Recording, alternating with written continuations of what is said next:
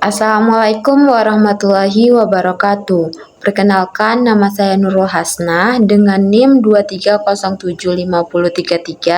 Baiklah, saya akan melaksanakan ujian tengah semester Bahasa Indonesia, yaitu tentang mempresentasikan Bahasa Indonesia baku, tantangan serta pengembangannya. Berikut penjelasannya. Baiklah, materi yang pertama yaitu tentang eksistensi bahasa Indonesia baku. Bahasa Indonesia baku adalah salah satu ragam bahasa Indonesia. Jadi, pengakuan tentang adanya bahasa Indonesia pada hakikatnya tidak hanya mengakui adanya ragam bahasa Indonesia baku saja. Sebagai salah satu ragam, bahasa Indonesia baku hidup berdampingan di antara berbagai ragam bahasa Indonesia yang terdapat di Indonesia. Hal ini didasari dari pendapat Turgil tahun 1983 tentang keberadaan bahasa Inggris standar sebagai salah satu variasi bahasa Inggris yang biasa digunakan dalam cetakan dan secara formal dipelajari di sekolah-sekolah. Bahasa Inggris standar adalah variasi yang secara normal diajarkan oleh masyarakat terdidik dan digunakan dalam penyiaran berita dan situasi lainnya yang serupa. Keberadaan bahasa Indonesia baku di antara berbagai ragam bahasa Indonesia lainnya dapat dijelaskan bahwa ragam bahasa Indonesia baku berada di bagian puncak, sedangkan ragam-ragam bahasa Indonesia yang lainnya berada di bagian bawah atau mendasari menjadi kedudukan bahasa Indonesia baku. Materi selanjutnya yaitu bentuk piramida ragam bahasa Indonesia. Berdasarkan gambar di atas, dapat kita pahami bahwa bahasa Indonesia baku terletak di bagian puncak piramida ragam bahasa Indonesia. Artinya, ketika kita melihat atau membicarakan bahasa Indonesia, yang lebih dahulu tampak adalah bagian puncak piramida, yakni bahasa Indonesia baku. Oleh karena itu, ketika membicarakan bahasa Indonesia, yang muncul dalam pemikiran kita adalah bahasa Indonesia baku. Hal itu disebabkan oleh bagian puncak sekalipun menutupi bagian baku atau sesuatu yang di bagian bawah, sehingga bahasa Indonesia ragam yang sering terlupakan. Variasi regional yang terletak pada bagian bawah piramida tersebut melahirkan ragam regional bahasa Indonesia yang dilihat berdasarkan wilayah. Ragam Indonesia adalah bahasa Indonesia logat Batak, logat Melayu, Medan, logat Melayu Riau, logat Melayu Palembang, logat Minangkabau, logat Jawa, logat Sunda, logat Bali, logat Manado, logat Flores, logat Madura, dan sebagainya.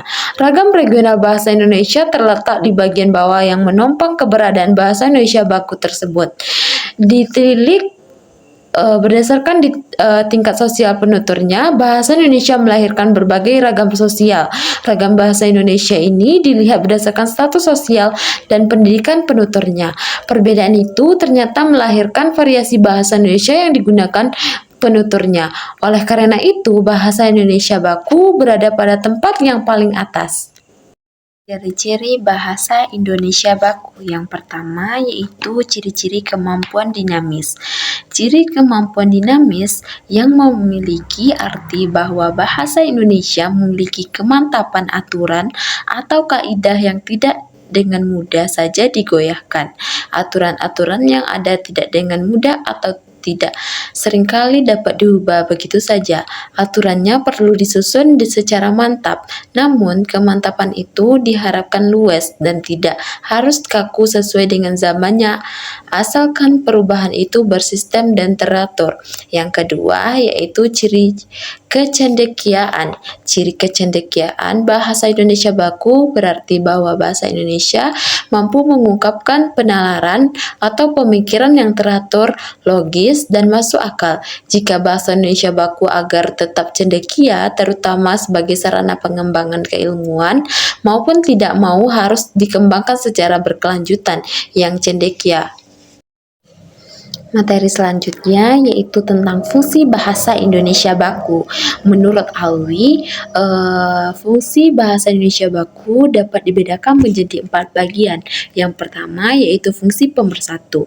Fungsi pemersatu berarti bahasa Indonesia baku diharapkan mampu untuk menyatukan penutur yang berbeda ragam bahasa Indonesia yang digunakannya, apalagi berbeda bahasa daerahnya. Artinya, ragam bahasa Indonesia baku akan menimbulkan pemersatuan antar suku bangsa Indonesia.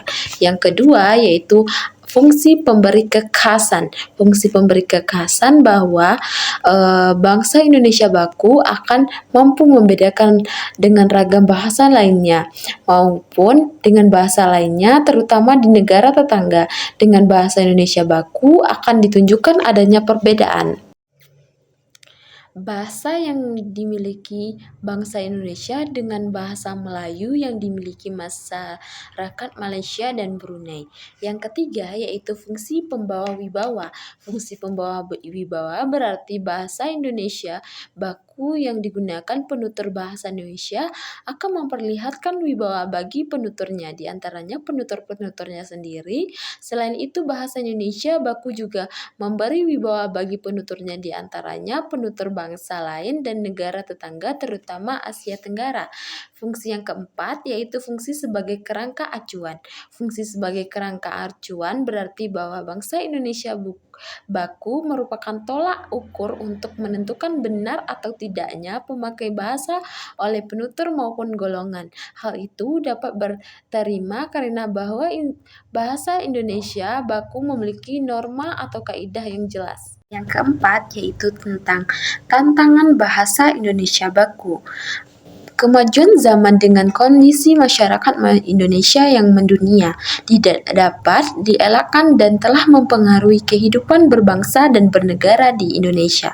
Kondisi ini jelas berpengaruh pula pada bahasa Indonesia yang digunakan oleh penuturnya. Pengaruh itu terutama datang dari bahasa internasional, yakni bahasa Inggris.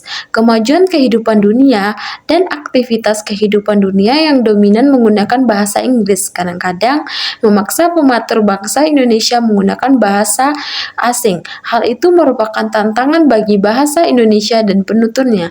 Maksudnya kosakata asing, terutama kosakata bahasa Inggris ke dalam bentuk komunikasi berbahasa Indonesia telah mengakibatkan bercampurnya kosakata bahasa Indonesia yang digunakan oleh penuturnya.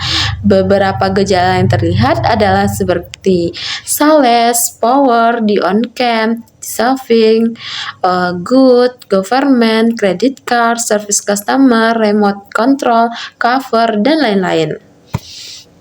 Materi terakhir yaitu tentang pengembangan bahasa Indonesia baku. Berdasarkan tantangan penuturnya, bahasa Indonesia dalam menghadapi ancaman-ancaman yang datang dari luar itu, pada hakikatnya yang perlu didasari adalah bahwa ancaman itu dilakukan oleh penutur bahasa Indonesia sendiri. Kosakata bahasa Inggris yang telah bercampur ke dalam bahasa Indonesia pada dasarnya terjadi karena kosakata bahasa asing itu digunakan oleh penuturnya dalam kegiatan komunikasi, baik secara lisan maupun tulisan. Oleh karena itu, jalan yang terbaik adalah ancaman itu harus ditantang dengan menghadapi secara positif dengan membuat kaidah yang jelas. Masuknya kosakata bahasa asing ke dalam kosakata bahasa Indonesia pada dasarnya telah terjadi sejak zaman bahasa Melayu. Di Jojonegoro pada tahun 1995 telah mengungkapkan bahwa masuknya kosakata asing ke dalam bahasa Melayu terjadi secara alamiah karena kontak budaya antar bangsa secara awal terakhir Masehi. Kosakata bahasa Melayu pada masa lalunya telah membuat beberapa ribuan kosakata yang berasal dari bahasa Sengketa, yaitu Cina, Arab Tamil, Pasir, Jawa kuno, Portugis, Belanda, Jawa modern, Sunda, Minang, Inggris, dan lain-lain. Penyerapan kosakata bahasa asing, terutamanya kosakata bahasa bahasa Inggris itu terjadi pula pada masa kini dengan arus yang sangat deras. Jika ditelidik dari segi cara masuk kosakata bahasa asing ke dalam bahasa Indonesia, terdapat perbedaan pada masa lalu dengan pada masa kini. Di Jojonegoro pada tahun 1995 mengatakan bahwa penyerapan kosakata asing pada masa lalu berlangsung bertahun-tahun, berangsur-angsur melalui berbagai wahana budaya. Sedangkan saat ini penyerapan unsur asing terdapat terjadi hanya dalam waktu yang relatif singkat melalui media massa, cetak, dan media massa elektronik, serta menjangkau banyak penuturnya. Sekian materi yang dapat saya sampaikan, terlebih atau terkurang, atau ada kata-kata yang salah, saya mohon maaf. Saya sudahi dengan Assalamualaikum warahmatullahi wabarakatuh.